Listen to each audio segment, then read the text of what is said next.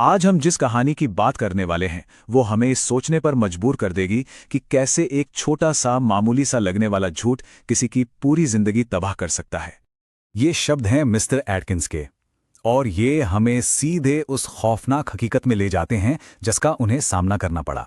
सोचिए, 30 साल की मेहनत, इज्जत और सब कुछ एक पल में खत्म होने की कगार पर था।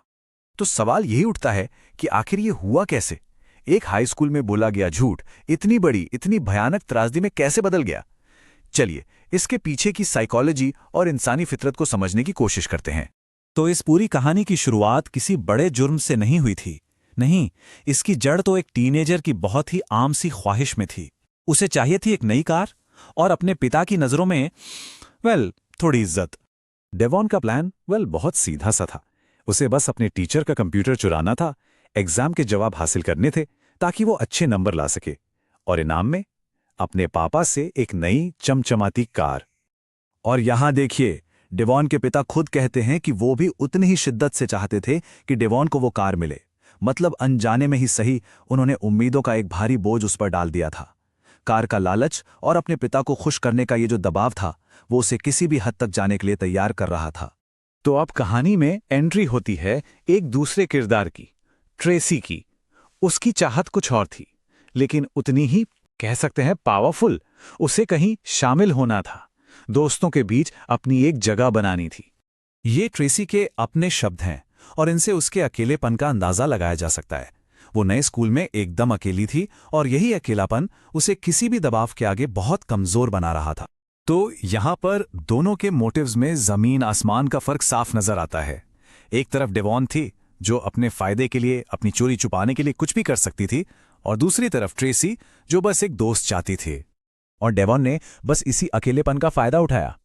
उसने ट्रेसी को वही चीज ऑफर की जिसकी उसे सबसे ज्यादा जरूरत थी, दोस्ती का वादा, और बदले में उसे अपने झूठ में एक गवाह बना लिया।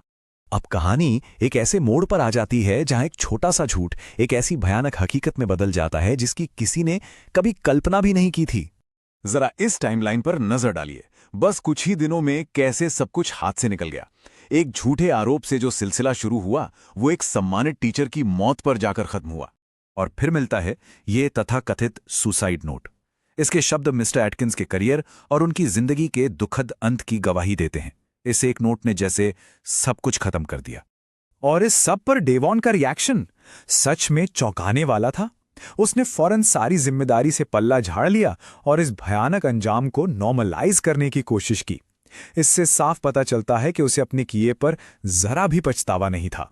अब कहानी का पूरा फोकस ट्रेसी पर आ जाता है, क्योंकि उसके ऊपर अपने झूठ का बोझ वो इतना भारी हो जाता है कि वो अंदर से मानसिक तौर पर टूटने लगती है।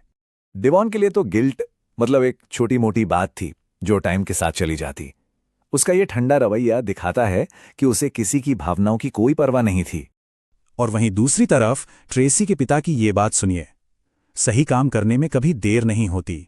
ये डेवॉन की सोच से एकदम उलट है, और ट्रेसी के अंदर जो सही और गलत की लड़ाई चल रही थी उसे पूरी तरह से सामने ले आता है।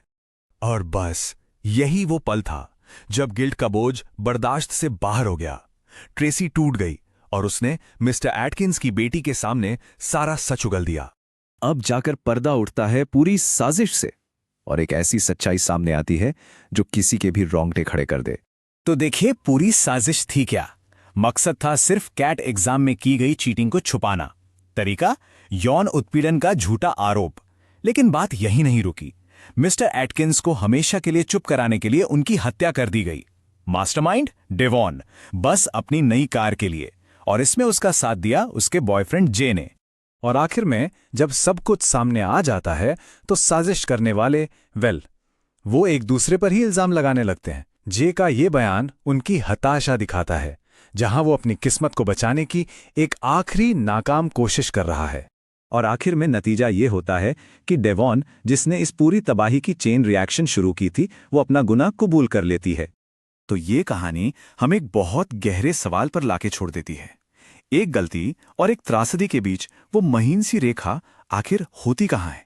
ये कहानी एक डरावनी याद दिलाती है कि हमारे छोटे छोटे लगने वाले फैसले भी कितने बड़े और कितने विनाशकारी नतीजे ला सकते हैं।